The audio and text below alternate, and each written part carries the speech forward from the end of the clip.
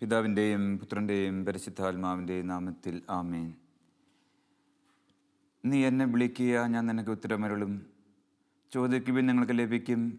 അന്വേഷിപ്പിൻ, കണ്ടെത്തും. മുട്ടുവിൻ, നിങ്ങൾക്ക് തുറക്കപ്പെടും. ചോദിക്കുന്നവർക്ക് എത്രയധികമായി പരിശുദ്ധാത്മാവിന് നൽകുകയില്ല. കർത്താവായ ക്രിസ്തുവേ, അവിടുത്തെ തിരുനാമത്തിൽ ഞങ്ങൾ വിശ്വസിക്കുന്നു. അവിടുത്തെ പീഡാസകന മരണത്തിൽ ഉത്ഥാനത്തിൽ ഞങ്ങൾ വിശ്വസിക്കുന്നു. അവിടുത്തെ ഞങ്ങൾ ആരാധിക്കുന്നു. ദൈവമേ, കുരിശിലൂടെ ഒഴുകിയിറങ്ങിയ അവിടുത്തെ ദിവ്യ ചൈതന്യം ഞങ്ങളിൽ ഇപ്പോൾ നിറഞ്ഞു തുളുമ്പുവാൻ ഇടയാക്കണമേ. അവിടുത്തെ ദിവ്യാത്മാവിൻ്റെ ജ്ഞാനവും അറിവും വിവേകവും വിജ്ഞാനവും ഓർമ്മശക്തിയും ഞങ്ങളെല്ലാവരുടെ മേലും ഇപ്പോൾ സമർത്ഥമായി ചൊരിയണമേ. അങ്ങ് ഞങ്ങളെ വിളിച്ച് നിയോഗിച്ചിരിക്കുന്ന ജീവിതാന്തസ്സിൽ അന്യൂനം മുന്നോട്ട് പോകുവാൻ, അത് ആനന്ദത്തോടെ ജീവിച്ചു തീർക്കുവാൻ അവിടുത്തെ ആത്മാവിൻ്റെ അഭിഷേകം ഞങ്ങളിൽ ഇടയാക്കട്ടെ. അഭിഷേക തൈലം ഞങ്ങളിൽ നിറയട്ടെ. ഞങ്ങളുടെ കുടുംബങ്ങളിലും സമൂഹങ്ങളിലെ ഇടവകളിലുമുള്ള എല്ലാ തരത്തിലുള്ള പ്രതിസന്ധികളും സംഘർഷങ്ങളും കർത്താവെ അവിടുത്തെ ദിവ്യാഗ്നിയാൽ ഇല്ലാതായി തീരട്ടെ. ആ ദിവ്യാത്മാവിൻ്റെ കരസ്പർശനം ഞങ്ങളെ വലയം ചെയ്യട്ടെ. ആ ദിവ്യശക്തി ഞങ്ങളുടെ ഹൃദയങ്ങളിൽ നിറയുകയും ഞങ്ങളെ ഭരിക്കുകയും ചെയ്യട്ടെ. അത്യുന്നതനായ ദൈവത്തിന് മഹത്വം ഉണ്ടായിരിക്കട്ടെ. അവിടുത്തെ തിരുനാമം എന്നും എല്ലായിടത്തും എല്ലായ്പ്പോഴും ആരാധിക്കപ്പെടട്ടെ. ലോകം മുഴുവൻ്റെ മേലും കർത്താവേ, ദാവീദിൻ്റെ പുത്ര യേശു ക്രിസ്തുവേ, അവിടുത്തെ ദിവ്യകാരുണ്യം വർഷിക്കണമേ. അവിടുത്തെ അല്ലുവും അനുകമ്പയും വർഷിക്കണമേ. ഈ വചന ശുശ്രൂഷയിൽ ഇപ്പോൾ സംബന്ധിച്ചുകൊണ്ടിരുന്ന എല്ലാ മക്കളെയും കർത്താവെ വാഗ്ദാനമനുസരിച്ച് ഉന്നതത്തിൽ നിന്ന് സഹായകനെ പരിശുദ്ധാത്മാവിനെ അയച്ച് അനുഗ്രഹിക്കണമേ. അവിടെ ഹൃദയങ്ങളെ അങ്ങ് തുറക്കണമേ. ബുദ്ധിയെ അങ്ങ് പ്രകാശിപ്പിക്കണമേ. 30 മേനിയും 60 മേനിയും 100 മേനിയും വചനത്തിൻ്റെ ഫലങ്ങൾ പുറപ്പെടുവിക്കുവാൻ ഈ മക്കളെല്ലാവരെയും ഞങ്ങൾ ഓരോരുത്തരെയും കർത്താവെ അനുഗ്രഹിച്ചാലും അവിടുത്തെ തിരുനാമത്തിന് മഹത്വമുണ്ടായിരിക്കട്ടെ. അവിടുത്തെ തിരുനാമം എല്ലാം ആരാധിക്കപ്പെടട്ടെ. പരിശുദ്ധ കുർബാനയിൽ എഴുന്നള്ളിയിരിക്കുന്ന ഈശോയെ അവിടുത്തെ ദിവ്യ സാന്നിധ്യം കൊണ്ട് ഞങ്ങളെ നിറയ്ക്കണമേ. Hallelujah, hallelujah, hallelujah. യേശുവേ നന്ദി, യേശുവേ സ്തോത്രം. കർത്താവെ മഹത്വവും സ്തുതി ആരാധനയും എന്നുമെന്നേക്കും അവിടുത്തേക്ക് ഉണ്ടായിരിക്കട്ടെ. ആമീൻ. റോമാലേഖനം 12-ാം അധ്യായം 3 മുതലുള്ള തിരുവചനം. എനിക്ക് ലഭിച്ചിരിക്കുന്ന കൃപയാൽ പ്രേരിതനായി നിങ്ങളോട് ഞാൻ പറയുന്നു, ഉള്ളതിലധികം മേന്മ ആരും ഭാവിക്കാതിരിക്കട്ടെ. മറിച്ച് ദൈവം ഓരോരുത്തർക്കും നൽകിയിരിക്കുന്ന വിശ്വാസത്തിൻ്റെ അളവനുസരിച്ച് വിവേകപൂർവം ചിന്തിക്കുവേൻ. നമുക്കൊരു ശരീരത്തിൽ അനേകം അവയവങ്ങളുണ്ടല്ലോ. എല്ലാ അവയവങ്ങൾക്കും ഒരേ ധർമ്മമല്ല. അതുപോലെ നാം പലരാണെങ്കിലും ക്രിസ്തുവിൽ ഏക ശരീരമാണ്. എല്ലാവരും പരസ്പരം ബന്ധപ്പെട്ട അവയവങ്ങളുമാണ്. നമുക്ക് ലഭിച്ചിരിക്കുന്ന കൃപയനുസരിച്ച് നമുക്കുള്ള ദാനങ്ങളും വ്യത്യസ്തങ്ങളാണ്. പ്രവചനവരം വിശ്വാസത്തിന് ചേർന്ന വിധം പ്രവചിക്കുന്നതിലും, ശുശ്രൂഷാവരം ശുശ്രൂഷ നിർവഹണത്തിലും, അധ്യാപനവരം അധ്യാപനത്തിലും, ഉപദേശവരം ഉപദേശത്തിലും നമുക്ക് ഉപയോഗിക്കാം. ദാനം ചെയ്യുന്നവൻ ഔദാര്യത്തോടെയും, നേതൃത്വം നൽകുന്നവൻ തീഷ്ണതയോടെയും, കരുണ കാണിക്കുന്നവൻ പ്രസന്നതയോടെയും പ്രവർത്തിക്കട്ടെ. യേശു ക്രിസ്തുവിൽ പ്രിയ ബഹുമാനപ്പെട്ട സിസ്റ്റേഴ്സ്, സ്നേഹമുള്ള ബ്രദേഴ്സ്, പ്രിയ സഹോദരി സഹോദരന്മാരെ, നാം വായിച്ചു കേട്ട തിരുവചനത്തിലെ 5-ാമത്തെ വചനം ശ്രദ്ധേയമാണ്. എല്ലാ വചനവും തീർച്ചയായിട്ടും അത് പ്രധാനപ്പെട്ടത് തന്നെയാണ്, സംശയമൊന്നുമില്ല. ഞാൻ പറയുക എങ്കിലും ഈ 5-ാമത്തെ വചനത്തെക്കുറിച്ച് നമുക്കല്പം കൂടുതൽ ആഴത്തിൽ ഒരു നിമിഷം ഓർക്കാം. നമുക്ക് ഒരു ശരീരത്തിൽ അനേകം അവയവങ്ങൾ ഉണ്ടല്ലോ. എല്ലാ അവയവങ്ങൾക്കും ഒരേ ധർമ്മമല്ല. അതുപോലെ നാം പലരാണെങ്കിലും ക്രിസ്തുവിൽ ഏക ശരീരമാണ്. എല്ലാവരും പരസ്പരം ബന്ധപ്പെട്ട അവയവങ്ങളുമാണ്. ഞാൻ ഒരിക്കൽ കൊച്ചായിരിക്കുമ്പോൾ, ഇന്നൊന്നും ഒരുപക്ഷെ നമ്മുടെ നാട്ടിൽ കാണില്ല, എങ്കിലും ഇന്ത്യയിൽ പല സ്ഥലത്തും ഉണ്ട് എന്നെനിക്ക് തോന്നിയിട്ടുമുണ്ട്. ഞാനൊരു പള്ളിയിൽ പോയി. ആ കൊച്ചെന്ന് പറയുമ്പോൾ സ്കൂളിൽ പഠിക്കുന്ന സമയമാണ്. ആ പള്ളിയിൽ പോയപ്പോൾ ഒരിക്കലും കാണാത്ത, ഞാൻ പോകാത്തൊരു പള്ളിയായിരുന്നു. എൻ്റെ ഒരു ബന്ധുവിൻ്റെ വീട്ടിൽ പോയതാണ്. ആ പള്ളി ചാണാൻ കൊണ്ട് മെഴുകിയ പള്ളിയായിരുന്നു. എന്നുവെച്ചാൽ പണി പൂർത്തിയാക്കാത്ത പള്ളി. പണി തുടങ്ങി പൂർത്തിയാക്കാൻ സാമ്പത്തിക ഞെരുക്കം കൊണ്ട് പറ്റുന്നുമില്ല, പള്ളിയകത്ത് കുർബാന നടക്കുക. അപ്പോൾ ഞാൻ പോയി ഒരു സ്ഥലത്ത് മുട്ടുകുത്തിയിരുന്നു. അത് കഴിഞ്ഞ് അവിടെ ഇരുന്നു. അപ്പോൾ ഒരു ചേട്ടൻ വന്നിട്ട് എന്നോട് പറഞ്ഞു, ഇത് എൻ്റെ സ്ഥലമാണ്, ഇവിടെ ഇരിക്കാൻ ആര് പറഞ്ഞു ഇവിടെ എഴുന്നേൽക്കാൻ? അത് സംഭവിച്ചോ എന്ന് ചോദിച്ചാൽ സംഭവിച്ചു. ഒരുപക്ഷെ ആ ചേട്ടൻ അവിടെ ഇരിക്കുന്നതിൻ്റെ ഒരു പൊരുത്തം ഉള്ളതുകൊണ്ടായിരിക്കാം, അദ്ദേഹം മനഃപൂർവ്വം ഒന്നും പറഞ്ഞായിരിക്കില്ല. എങ്കിലും ചില സമയങ്ങളിലെങ്കിലും ചില സ്ഥലങ്ങളിലും സാഹചര്യങ്ങളിലെങ്കിലും നമ്മുടെയൊക്കെ ഇടവകയിലും ഭവനങ്ങളിലും സന്യാസ കമ്മ്യൂണിറ്റികളിലും ഒക്കെ ഇന്നും ഇങ്ങനെയുള്ള ഈ അവസ്ഥകൾ കാണുന്നു എന്നുള്ളത് ഒരു കഷ്ടം തന്നെയാണ്. ഒരിക്കൽ ഞാൻ ഒരു സിസ്റ്റേഴ്സ് കമ്മ്യൂണിറ്റിക്ക് ധ്യാനിപ്പിക്കുമ്പോൾ വളരെ വേദനയോടെ ഒരു സിസ്റ്റർ എന്നോട് പറഞ്ഞത് ഞാൻ ഓർക്കുക. അവരത് പറയുമ്പോൾ തന്നെ അവിടെ കണ്ണിക്കിടെ കണ്ണുനീര് അടർന്നു വീണു. എന്താ പറഞ്ഞതെന്നോ, ആ സിസ്റ്റർ പ്രൊവിൻഷ്യൽ ഹൗസിൽ വന്നതാണ്. പ്രൊവിൻഷ്യൽ ഹൗസിൽ വന്നപ്പോൾ അവിടെ ഒരു പരിപാടിക്ക് വന്നതാണ്. ആ കപ്പേള നിറയെ ആളുകളായിരുന്നു, മിക്കവാറും എല്ലാ സീറ്റും ഫില്ലായിരുന്നു. അപ്പോൾ ഒരു കസേര അവിടെ കിടപ്പുണ്ടായിരുന്നു എംറ്റി ആയിട്ട്. അപ്പോൾ വേറെ ഏതോ ഒരു സിസ്റ്റർ പറഞ്ഞു, സിസ്റ്റർ ഈ കസേരയിൽ ഇരുന്നു, ഈ കസേരയിൽ ഇരുന്നോളാൻ പറഞ്ഞു. ഈ സിസ്റ്റർ ആ കസേരയിൽ ഇരുന്നു, ഒന്നും വിചാരിച്ചിരുന്നതല്ല. പക്ഷേ ഇരുന്നതേ അറിയാവൂ പിന്നീട് സംഭവിച്ചത് എന്താണെന്ന് അറിയില്ല. എന്ന് വെച്ച് കഴിഞ്ഞാൽ പിന്നെ ആ കസേരയിൽ ഇരുന്നതിൻ്റെ പേരിൽ മറ്റ് സിസ്റ്റേഴ്സ് ശകാരവാക്കുകൾ തന്നെ പറഞ്ഞു. ആ ശുശ്രൂഷയുടെ ഇടയ്ക്ക് ഒരാൾ പറഞ്ഞു, എഴുന്നേൽപ്പിച്ചു, അതിനുശേഷവും പിന്നെയും പറഞ്ഞു. എന്താ കാരണം? അത് ഏതോ ഒരു പ്രത്യേക അമ്മയുടെ അവിടുത്തെ അധികാരികളുടെ ഒരു കസേരയായിരുന്നു അത്രേ. ഇന്ന് നമ്മുടെ സമൂഹങ്ങളിൽ കസേര പ്രത്യേകം മാറ്റിയിട്ടിരിക്കുക എന്നൊക്കെ പറഞ്ഞാൽ പ്രാകൃതമായ സന്യാസ ജീവിതത്തിൻ്റെ അടയാളം എന്ന് കൂട്ടിയാൽ മതി. വീടുകളിൽ ഇപ്പോൾ എന്താ സംഭവിക്കുക? അപ്പൻ്റെ തോളയിലിരുന്ന് ചിലപ്പോൾ മക്കൾ ഭക്ഷണം കഴിക്കുന്ന കാലമാണ്. എന്ന് വെച്ച് കഴിഞ്ഞാൽ അത്രയും കുടുംബത്തിൽ അധികാരങ്ങളുടെ ഈ വേലിയേറ്റം കുറച്ചിട്ട് സ്നേഹത്തിൻ്റെയും ഐക്യത്തിൻ്റെയും ഒക്കെ കൂട്ടായ്മയുടെ ഒക്കെ തരംഗങ്ങൾ നടക്കുന്നുണ്ട്, നമ്മൾ അറിഞ്ഞു അറിയാതെ. അങ്ങനെയുള്ള സാഹചര്യത്തിലാണ് ആ അച്ഛന് ഈ കസേര, ഈ അച്ഛന് ഈ കസേര, അവിടെ ഒരു കുഷ്യൻ, ഇവിടെ ഒരു കുഷ്യൻ. ഒരു കുഷ്യനും ഒരു കസേരയൊന്നും വാങ്ങിച്ചിടുന്നതല്ല കുഴപ്പം. ഈ വേർതിരിവ് എന്തിനു വേണ്ടിയിട്ടാണ്? വേർതിരിവ് അധികാരം കാണിക്കേണ്ടത് കസേരയിൽ ഇരുന്നൊന്നും അല്ല. അത് പ്രിയ സിസ്റ്റേഴ്സ്, പ്രിയ ബ്രദേഴ്സ്, നിങ്ങൾ മറന്നു പോകരുത്. അധികാരം കാണിക്കേണ്ടത് കസേരയിൽ ഇരുന്നല്ല, ആത്മീയ ശുശ്രൂഷ ചെയ്തുകൊണ്ടാണ്, അഥവാ അധീനരുടെ കാല് കഴുകിക്കൊണ്ടാണെന്ന് മറക്കരുത്. അധീനരുടെ കാല് കഴുകുന്നതാണ് അധികാരം. നിങ്ങളുടെ ഗുരുവും നാഥനുമായ ഞാൻ നിങ്ങളുടെ പാദങ്ങൾ കഴുകിയെങ്കിൽ നിങ്ങളും പരസ്പരം പാദങ്ങൾ കഴുകുവിൻ. അങ്ങനെ സ്നേഹത്തിൻ്റെ സുവിശേഷം നിങ്ങൾ ജീവിതത്തിൽ പ്രാവർത്തികമാക്കുവിൻ. നമ്മൾ ഒരു തെറ്റി പറഞ്ഞാൽ പ്രിയ സിസ്റ്റേഴ്സ്, പ്രിയ ബ്രദേഴ്സ്, സുവിശേഷത്തിൻ്റെ ചൈതന്യത്തിൽ നിന്നൊക്കെ ഒത്തിരി അകലിയല്ലേ കഴിയുകയെന്ന് ആത്മാർത്ഥമായിട്ട് ആത്മശോധന ചെയ്യേണ്ട സമയം കഴിഞ്ഞു. ഇന്നും മിഡീവൽ ആധ്യാത്മികതയുടെ വേലിയേറ്റം നമ്മുടെ സമൂഹത്തിൽ നടക്കുകയാണ്. കുടുംബങ്ങളിൽ അതിൻ്റെ മാറ്റം സംഭവിച്ചു കഴിഞ്ഞു. അങ്ങനെയുള്ള മാറ്റം സംഭവിച്ച കുടുംബത്തിൽ നിന്നാണ് ഇന്ന് ചെറുപ്പക്കാർ കടന്നു വരുന്നത്. അപ്പോൾ മധ്യശതകത്തിൻ്റെ ഈ അധികാര പ്രബുദ്ധതയുടെ അധികാര വേലിയേറ്റം ഇന്ന് നമ്മുടെ സമൂഹത്തിൽ നിലനിന്ന് കഴിഞ്ഞാൽ ഇപ്പോൾ വീടുകളിൽ നിന്ന് വരുന്ന കുട്ടികൾക്ക്, യങ്സ്റ്റേഴ്സിന് ഇതിൻ്റെ പൊരുളൊന്നും മനസ്സിലാവില്ല. അത് നമ്മൾ മറക്കരുത്. പണ്ടായിരുന്നു മീൻ വെച്ചാൽ അപ്പന് വലിയ തലയും മൂത്ത ആൺകൊച്ചിന് പിന്നെ എന്താ അതിൻ്റെ വലിയ കഷ്ണമൊക്കെ കൊടുക്കുക. ഇന്ന് അങ്ങനെ വലിയ കഷ്ണവും കൊച്ചു കഷ്ണവും തിരിക്കില്ല. ഇത് ഞാൻ പറയാൻ കാരണമുണ്ട്. ഞാനൊരു വീട്ടിൽ 20 വർഷം മുൻപ് പോപ്പൻ മിഷന് പോയപ്പോൾ എന്നോടൊരു പെൺകുട്ടി പറഞ്ഞതാ, അച്ഛാ അമ്മയ്ക്ക് അവനോടാ സ്നേഹമുള്ളൂ. ഞാൻ ചോദിച്ചു, എന്തേടി അങ്ങനെ പറഞ്ഞത്? അച്ഛൻ ഇപ്പോൾ വേണേ കാണിച്ചു തരാമെന്ന് പറഞ്ഞു. എന്ത്? എപ്പോൾ മീൻ കഷ്ണം വിളമ്പിയാലും ചെറുക്കന് നടുമുറി കൊടുക്കും, നീ എൻ്റെ മോനല്ലേ എന്നും പറഞ്ഞുകൊണ്ട്. പെണ്ണു പിന്നെ ആടെ മോന്. അതൊക്കെ കാലഘട്ടത്തിൽ പിന്നിട്ട് പോയ കഥകളാണ്.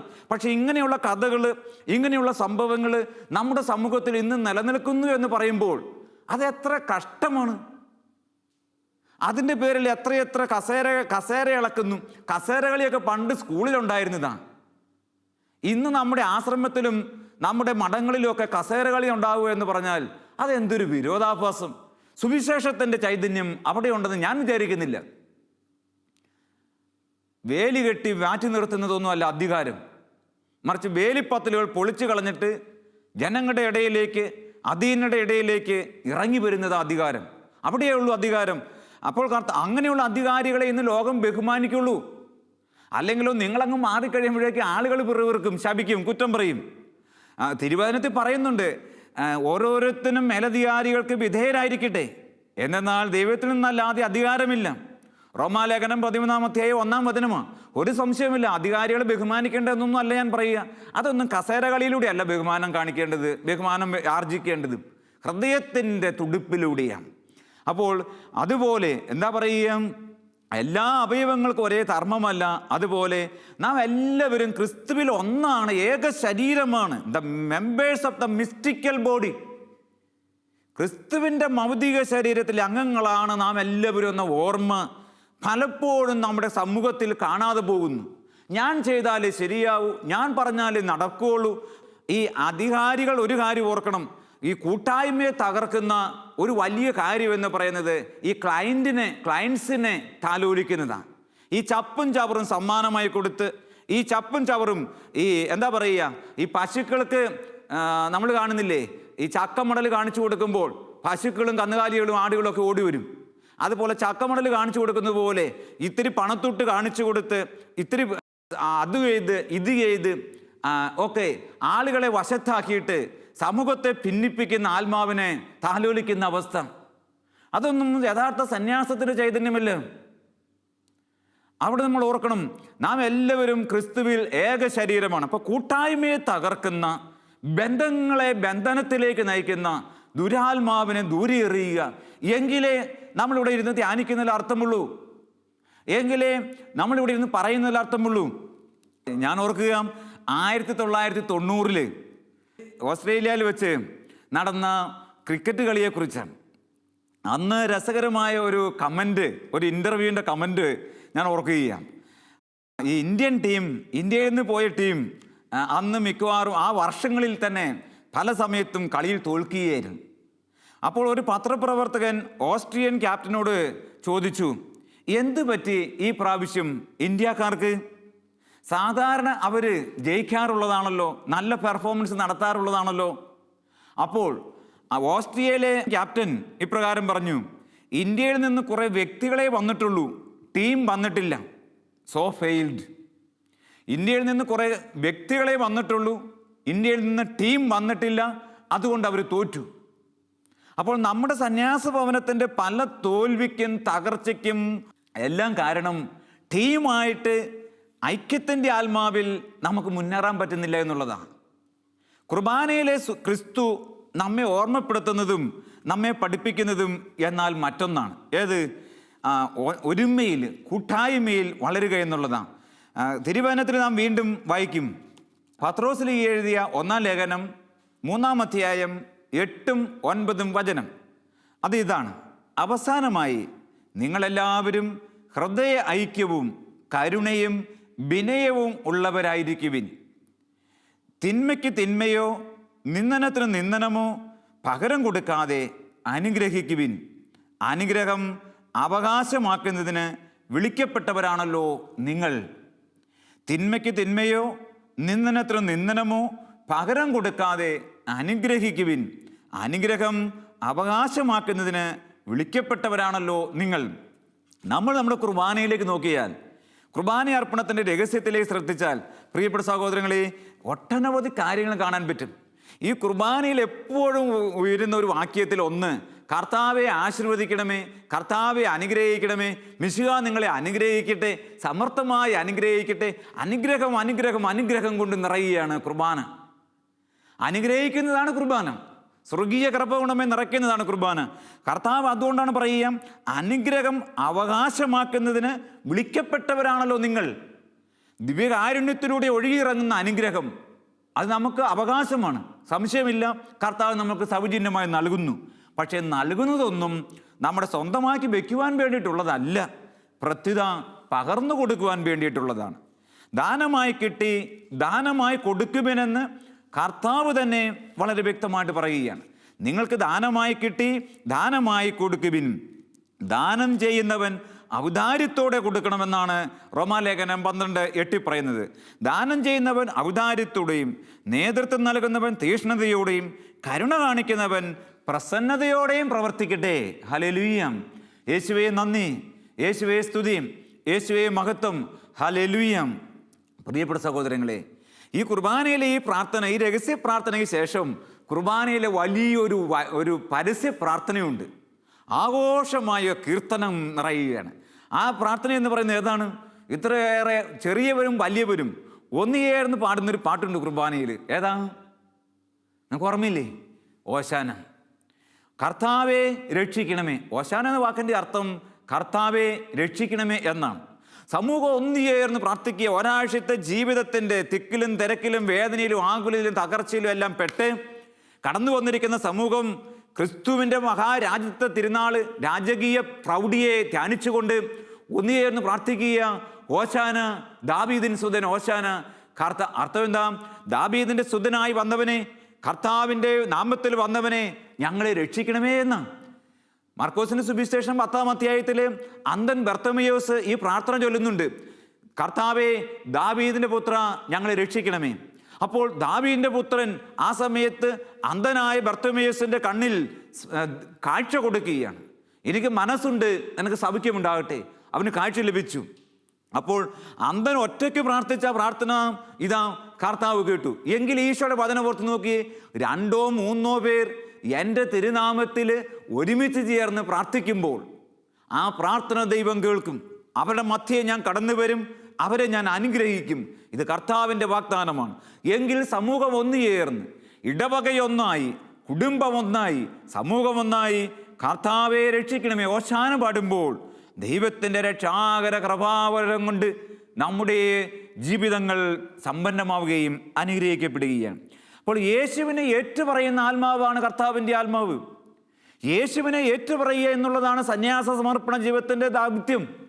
അത് സാഹചര്യം അനുകൂലമാണെങ്കിലും പ്രതികൂലമാണെങ്കിലും കർത്താവിനെ ഏറ്റുപറയുവാൻ അപ്പോസ്തലൻ പറയുന്നത്. അങ്ങനെ ഏറ്റുപറയുമ്പോൾ അനുഗ്രഹത്തിൻ്റെ കൃപ കൊണ്ട് നിറയും. കർത്താവിനെ ഏറ്റുപറയുമ്പോൾ 5 സിസ്റ്റേഴ്സ് ഒന്നിച്ചു ചേർന്ന് ആഫ്രിക്കയിൽ ഒരിക്കൽ കള്ളന്മാർ കയറിയപ്പോൾ ഒന്നു ചേർന്ന് നിന്നിട്ട് സക്രാരി വട്ടം പിടിച്ച് ആലിംഗനം ചെയ്തുകൊണ്ട് കർത്താവെ രക്ഷിക്കണമേ എന്ന് ഓശാന പാടുകയും ഓശാനയും ഹല്ലേലൂയയും ആവർത്തിക്കുകയും ചെയ്തുകൊണ്ടിരുന്നു.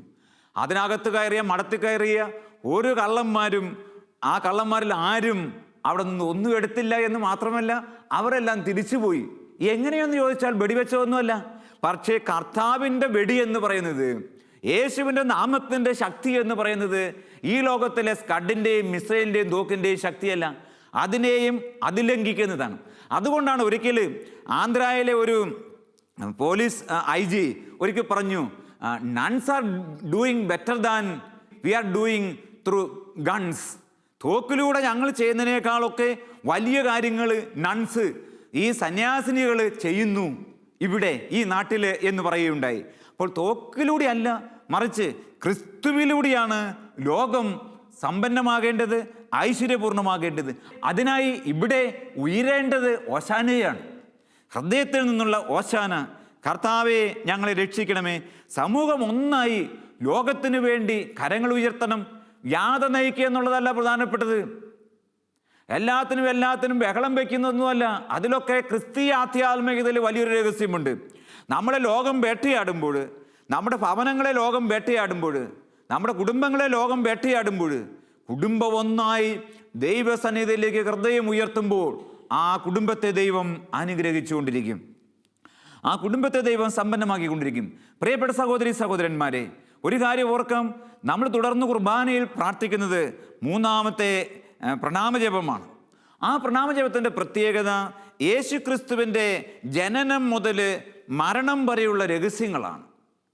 കുർബാനയുടെ ചുരുക്കം അതുതന്നെയാണ്. ഈശോ ജനിക്കുന്നത്, ഈശോ പലസ്തീനാട് നന്മ ചെയ്ത് ചുറ്റി സഞ്ചരിക്കുന്നത്, ഈശോയുടെ ജെറുസലേം യാത്ര, ഈശോയുടെ പീഡാനുഭവങ്ങൾ, ഈശോയുടെ കുരിശുമരണം, ഈശോയുടെ പങ്കപ്പാട്, ഈശോയുടെ കബറടക്കം, ഈശോയുടെ ഉത്ഥാനം, ഇതെല്ലാമാണ് ഈ കുർബാനയിലെ പ്രാർത്ഥനയിൽ നിറഞ്ഞു നിൽക്കുക. പ്രിയപ്പെട്ടവരെ, അതായത് ഇത് ധ്യാനാത്മകമായി ശുശ്രൂഷ പറയുന്നതാണ്. കണ്ണുകൾ അടച്ച്, കണ്ണുകൾ താഴ്ത്തി, ഹൃദയവിചാരത്തോടെ സ്വരം താഴ്ത്തി പ്രാർത്ഥിക്കാം എന്നൊക്കെയുള്ള സന്ദേശം കൊടുക്കുകയാണ്. സ്വരം താഴ്ത്തി പ്രാർത്ഥിക്കുക എന്ന് പറഞ്ഞാൽ എന്താ? ധ്യാനാത്മകമായി മിശിഹാരഹസ്യം ധ്യാനിക്കുക. സന്യാസ ഭവനം എന്ന് പറയുന്നത്, സന്യാസ സമൂഹം എന്ന് പറയുന്നത്, ശരിയായ ക്രൈസ്തവ കുടുംബം എന്ന് പറയുന്നത് ഇപ്രകാരം മിശിഹാരഹസ്യം ധ്യാനിക്കുകയും പ്രാർത്ഥിക്കുകയും ചെയ്യുന്ന കുടുംബമാണ്. ഫ്രെഡറിക് ഓസാനയെക്കുറിച്ച് ഞാൻ ഈ അടുത്ത നാളിൽ ധ്യാനിക്കുകയും പഠിക്കുകയായിരുന്നു. അദ്ദേഹം 40 വയസ്സുള്ളപ്പോഴേക്കും മരിച്ചുപോയൊരു മനുഷ്യനാണ്. പക്ഷേ വിൻസെൻ്റ് പോൾ സഖ്യത്തിന് രൂപം കൊടുത്ത് അത് ലോകം ആകമാനം പടർന്നു പിടിക്കുന്ന വലിയൊരു സംഘടനയായി ഇത് മാറിയ കഥ അദ്ദേഹത്തിൻ്റെ ജീവിത കഥയാണ് വാസ്തവത്തിൽ. ഈ ഫ്രെഡറിക് ഓസാന ഒരു കുടുംബജീവിതം നയിച്ചിരുന്ന ഒരു മനുഷ്യനാണ്. അദ്ദേഹത്തിനൊരു ഭാര്യയുണ്ടായിരുന്നു, ഒരു മകളുണ്ടായിരുന്നു. ഈ ഓസാന എന്ത് ചെയ്തെന്ന് നിങ്ങൾക്കറിയാവോ? അദ്ദേഹത്തെക്കുറിച്ച് ഭാര്യയെ സാക്ഷ്യപ്പെടുന്നൊരു കാര്യം ഇതാണ്: എൻ്റെ ഭർത്താവ് കുരിശ് വരയ്ക്കാതെ കിടന്നിട്ടില്ല, കുരിശ് വരയ്ക്കാതെ എഴുന്നേറ്റിട്ടില്ല. എഴുന്നേറ്റ് കഴിഞ്ഞാൽ ദൈവസന്നിധിയിലിരുന്ന് മിശിഹാരഹസ്യം തിരുവചനം ധ്യാനിച്ച് അരമണിക്കൂർ പ്രാർത്ഥിക്കാതെ ഒരു ചുവടും പുറത്തേക്ക് എടുത്ത് വെച്ചിട്ടില്ല. അവർ പറയുക, എൻ്റെ ഭർത്താവിന് സാധിക്കുന്ന കാലങ്ങളിൽ ഈ രോഗാവസ്ഥയിലായിരുന്ന സമയത്ത് അന്ത്യനാളുകളിൽ ഒരു ദിവസവും മുടങ്ങാതെ ദേവാലയത്തിൽ പോയി വിശുദ്ധ കുർബാനയിൽ സംബന്ധിച്ചിരുന്നു. അദ്ദേഹത്തിൻ്റെ ചുവടുകൾ മുഴുവൻ പാറയിൽ ഉറപ്പിച്ചതുപോലെ ശക്തമായി. അദ്ദേഹത്തിൻ്റെ അധരങ്ങളിൽ നിന്ന് ഒഴുകി വീണ വാക്കുകൾ മുഴുവൻ അനേകർക്ക് ആത്മീയ ഉണർവും ശാന്തിയുമായി. അദ്ദേഹത്തിൻ്റെ പ്രവർത്തനങ്ങൾ മുഴുവൻ ലോകം മുഴുവൻ പടർന്നു പന്തലിച്ച് അനേകം മുറിപ്പാടുകളിൽ തൈലം പുരട്ടുവാൻ നിരവധി വ്യക്തികൾക്ക് പ്രചോദനമായി. പ്രിയപ്പെട്ടവരെ, എന്തുകൊണ്ടാണ്? യേശു രഹസ്യം ധ്യാനിച്ചത് കൊണ്ടാണ്, മിശിഹാ രഹസ്യം ധ്യാനിച്ചത് കൊണ്ടാണ്. സന്യാസ ഭവനങ്ങളുടെ അടിത്തറ എന്ന് പറയുന്നത് ഈ ധ്യാനാത്മകമായ ജീവിതമായിരുന്നു. ഇന്ന് സന്യാസ ഭവനങ്ങളിലേക്ക് നോക്കിയാൽ കുറേയേറെ പ്രവർത്തിക്കുന്ന ആളുകളുടെ എണ്ണം പെരുകി എന്നുള്ളത് ശരി തന്നെയാണെങ്കിലും ധ്യാനിക്കുന്നവരുടെ, പ്രാർത്ഥിക്കുന്നവരുടെ എണ്ണം വളരെയേറെ കുറഞ്ഞു എന്നതാണ് പരമാർത്ഥം. അപ്പോൾ സന്യാസ ഭവനം സാക്ഷ്യമല്ലാത്ത ഭവനമായി മാറി. മിശിഹാ രഹസ്യം ധ്യാനിക്കാത്ത സന്യാസിയുടെ കരങ്ങളിലൂടെ ദൈവത്തിൻ്റെ കൃപകൾ ഇന്നലകളിൽ ഒഴുകുന്നത് പോലെ ഇന്ന് ഒഴുകുന്നുണ്ടോ എന്ന് നമ്മൾ ആത്മശോധന ചെയ്യേണ്ടതുണ്ട്. നമ്മുടെ സമൂഹത്തിൽ നിന്നും ദൈവത്തിൻ്റെ കൃപയുടെ നീർച്ചാൽ ചുറ്റുപാടുകളിലേക്ക് എത്രത്തോളം ഒഴുകുന്നു? കാരണം തപസ് ചെയ്യുന്നില്ല. സന്യാസ ഭവനങ്ങളിൽ സന്യാസികൾ, സിസ്റ്റേഴ്സും ബ്രദേഴ്സും അച്ഛന്മാരും ആരും ആകട്ടെ ഇരുന്ന് ധ്യാനിക്കുന്നില്ല. മിശിഹാ രഹസ്യം ധ്യാനിക്കുമ്പോൾ സ്വർഗം തുറക്കപ്പെടുകയാണ്. മിശിഹാ രഹസ്യം മുഴുവൻ ഗാഗുൽത്താമാലയിൽ അതിൻ്റെ പൂർണ്ണതയിൽ അനാവരണം ചെയ്യപ്പെട്ടപ്പോൾ എന്ത് സംഭവിച്ചു എന്ന് ഓർത്ത് നോക്കുകയെ. സ്വർഗം തുറന്നു, ഭൂമി പിളർന്നു, പ്രേതാലയങ്ങൾ തുറക്കപ്പെട്ടു, പാറകൾ തകർന്നു, എല്ലാം വലിയ ഭൂകമ്പം ഉണ്ടാകുന്ന ഒരവസ്ഥ എന്ന് വെച്ച് കഴിഞ്ഞാൽ സങ്കല്പങ്ങൾക്കതീതമായിട്ട് അത്ഭുതങ്ങളും അടയാളങ്ങളും വ്യക്തിജീവിതത്തിലും കുടുംബജീവിതത്തിലും ഇടവകയിലും ഒക്കെ നടക്കുന്നത് ഇടവക ഒന്നായി മിശിഹാ രഹസ്യം ധ്യാനിക്കുമ്പോഴാണ്. നമ്മൾ നോക്കുക, ഏത് ഇടവകയാണ് തകർന്നു കിടക്കുന്നത്? നമ്മുടെ നാട്ടിൽ ചില അച്ഛന്മാർ വരുമ്പോൾ വാർഷിക ധ്യാനം നടത്തില്ല. ചില അച്ഛന്മാർ വരുമ്പോൾ മാസത്തിൽ നടന്നുകൊണ്ടിരുന്ന നവീകരണ ധ്യാനങ്ങളോ പരിപാടികളോ ഒന്നും അങ്ങ് നടത്തില്ല. അവർക്ക് കുറേ കൺസ്ട്രക്ഷനായി, അവർക്ക് കുറച്ച് കാര്യങ്ങളായി, അത്രമാത്രം. അങ്ങനെ പോകുന്നതുകൊണ്ട് എന്ത് സംഭവിക്കുന്നു? ആ ഇടവകയിലൊന്നും കൃപയുടെ നീർച്ചാലില്ലാണ്ടാവുകയാണ്. വറ്റി വരണ്ട കണ്ടം പോലെ, വരണ്ടുണ്ടെങ്കിൽ കിണർ പോലെ, ഇന്നത്തെ വേനൽക്കാലത്ത് നമ്മൾ കാണുന്ന പുഴ പോലെ ചിലപ്പോഴെങ്കിലുമൊക്കെ ചില ഇടവകകൾ മാറിയിരിക്കുന്നു. ആ ഇടവകയിൽ ചെല്ലുമ്പോൾ അവിടുത്തെ പഴയ ആളുകൾ പറയും, ഞങ്ങൾ ധ്യാനിപ്പിക്കാൻ ചെല്ലുമ്പോൾ പറയുന്ന കാര്യങ്ങളതൊക്കെ അവർ പറയും, അച്ചോ എങ്ങനെയുണ്ടായിരുന്ന ഒരു ഇടവകയായിരുന്നു ഞങ്ങളുടെ ഇടവക. 2-3 പ്രാവശ്യം 2-3 അച്ഛന്മാർ മാറി വന്നപ്പോഴേക്കും ഇങ്ങനെയായി, പുറം തിരിഞ്ഞു നിൽക്കുന്ന അവസ്ഥയായി. പ്രിയപ്പെട്ട സഹോദരന്മാരെ, ഇടവകയിൽ യഥാക്രമം ഒരു വാർഷിക ധ്യാനം ഒന്നും പോരാ. ഇടവകയിൽ മിശിഹാ രഹസ്യത്തിൻ്റെ ധ്യാനങ്ങൾ നടക്കണം. കുടുംബാംഗങ്ങൾ ഒന്നിച്ചിരുന്ന് സുവിശേഷം വായിച്ച് മിശിഹാ രഹസ്യം ധ്യാനിക്കണം. സമൂഹങ്ങളിലെ സന്യാസ സമൂഹങ്ങളിൽ മിശിഹാ രഹസ്യം ധ്യാനിക്കണം. പ്രൈസ് ദി ലോർഡ്, ഹല്ലേലൂയ, യേശുവേ നന്ദി, യേശുവേ സ്തുതി, യേശുവേ മഹത്വം. അങ്ങനെ ധ്യാനിക്കുമ്പോഴാണ് നമ്മുടെ ഭവനങ്ങൾ അനുഗ്രഹത്തിൻ്റെ നീർച്ചാലായി മാറുക. അങ്ങനെ ധ്യാനിക്കുമ്പോൾ വചനം നമ്മിലും പൂർത്തിയാവും. നീ ഒരു അനുഗ്രഹമായിരിക്കും. അബ്രാഹത്തോട് ദൈവം പറഞ്ഞതാണ്, നീ ഒരു അനുഗ്രഹമായിരിക്കും. അപ്പോൾ മിശിഹാ രഹസ്യം ധ്യാനിക്കുമ്പോൾ നമ്മൾ എന്ത് സംഭവിക്കും? നമ്മൾ ക്രിസ്തുവിനുള്ളവരാണെന്ന് നമുക്ക് മനസ്സിലാവും. ക്രിസ്തു നമുക്കുള്ളതാണെന്ന് മനസ്സിലാവും. എ സെൻസ് ഓഫ് ബിലോങ്ങിങ്നെസ് അവിടെ സംജാതമാവുകയാണ്. ഈ ക്രിസ്തുവിനോടുള്ള ഈ ബിലോങ്ങിങ്നെസ്, ഈ എൻ്റേതെന്ന ഭാവം, ഞാൻ ക്രിസ്തുവിൻ്റെതെന്ന ഭാവം ഈ മിശിഹാ രഹസ്യം ധ്യാനത്തിലൂടെയാണ് കടന്നു വരുന്നത്. ദൈവപിതാവിൻ്റെ ശക്തമായ ഇടപെടലുകൾ ഇസ്രായേൽ ജനം അനുഭവിച്ചപ്പോൾ ആ ജനം പറഞ്ഞു, ഇത് ഞങ്ങളുടെ ദൈവമാണ്. ദൈവം അപ്പോൾ അവർക്ക് അനുഭവപ്പെടുന്നത് എങ്ങനെയാണ്? ഞങ്ങളുടെ ദൈവം, പീപ്പിൾ ഓഫ് ഗോഡ്. അപ്പോൾ ഞങ്ങളുടെ ദൈവം, ഞങ്ങളുടെ കർത്താവ്, എൻ്റെ ജനം, എൻ്റെ ദൈവം എ സെൻസ് ഓഫ് ബിലോങ്ങിങ്നെസ്സിലേക്ക് വരിക. കാരണം ദൈവിക ചെയ്തികളെ കാണുകയും കേൾക്കുകയും ധ്യാനിക്കുകയും ചെയ്തപ്പോഴാണ് ഇസ്രായേലിന് ആ ദർശനമുണ്ടായത്, ഇസ്രായേലിന് ആ അവബോധമുണ്ടായത്. പ്രിയപ്പെട്ടവരെ, നമ്മൾ കുടുംബങ്ങളിലും ഇടവകളിലും സന്യാസ ഭവനങ്ങളിലും മിശിഹാ രഹസ്യം പറയുകയും ധ്യാനിക്കുകയും പ്രാർത്ഥിക്കുകയും ചെയ്യുമ്പോഴാണ് നമ്മുടെ കുടുംബം അനുഗ്രഹത്തിൻ്റെ, നമ്മുടെ സമൂഹം അനുഗ്രഹത്തിൻ്റെ, നമ്മുടെ ഇടവക അനുഗ്രഹത്തിൻ്റെ നീർച്ചാലായി മാറുക.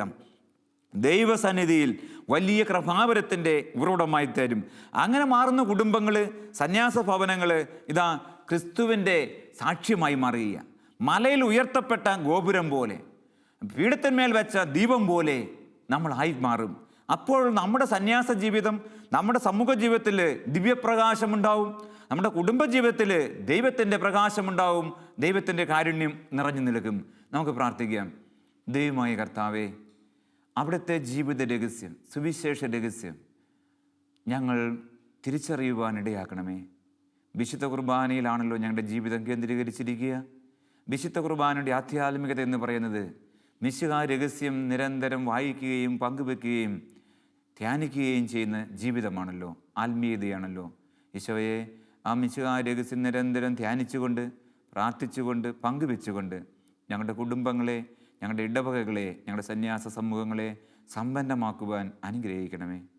കർത്താവ്, എൻ്റെ പിതാവിനാൽ ആകർഷിക്കപ്പെടാതെ ആർക്കും എൻ്റെ പക്കലേക്ക് വരാൻ പറ്റില്ല എന്നറിയിച്ചത് ദൈവമേ, ഇതെല്ലാം സംഭവിക്കുന്നത് അവിടുത്തെ ആത്മാവിൻ്റെ അഭിഷേകം ഞങ്ങളിൽ നിറയുമ്പോഴാണല്ലോ. പെന്തക്കുസ്തായുടെ ആത്മാവ് തീനാവായി ഞങ്ങളിൽ വന്ന് നിറയട്ടെ ദൈവമേ. ആ ദിവ്യശക്തി ഞങ്ങളിൽ പ്രചോദനമായി ഭവിക്കട്ടെ കർത്താവേ. ആത്മീയ കൃപയാൽ മിശിഹാ രഹസ്യം ഞങ്ങൾ കൂടുതൽ പഠിക്കട്ടെ ദൈവമേ. ആ രഹസ്യത്തിൻ്റെ ആഴങ്ങളിലേക്ക് ഞങ്ങളുടെ അന്തരംഗം ഉണരട്ടെ ദൈവമേ. അങ്ങനെ ഞങ്ങൾക്ക് തന്നെയും ഞങ്ങളുടെ ചുറ്റുപാടുകളിലും ലോകം മുഴുവനിലും അനുഗ്രഹമായി കൃപയുടെ നീർച്ചാലായി ഭവിക്കട്ടെ ദൈവമേ. നിനക്ക് സ്തുതിയും സ്തോത്രവും ആരാധനയും മഹത്വവും എന്നും എന്നേക്കും. ആമേൻ.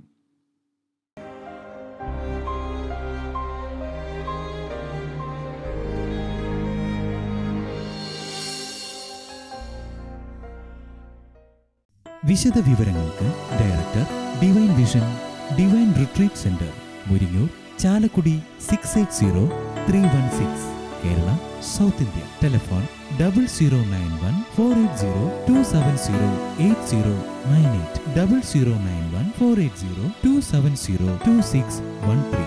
Fax 0091 480 270 8097. Email mail.divintv@gmail.com. Website www.drcm.org.